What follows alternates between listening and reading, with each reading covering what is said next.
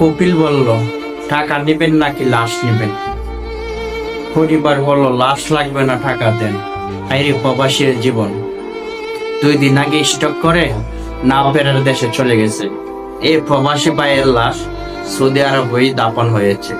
সবচেয়ে কষ্টের বিষয় হলো, ছেলেটার মালিক পরিবারকে বলছিল, যদি সৌদি আরবে দাফন করতে দেন তাহলে কিছু টাকা পরিবারকে সহায়তা করা হবে, আর যদি লাশ দেশে নিতে চান তাহলে দেশে পাঠানো সম্পূর্ণ খরচ বহন করা হবে।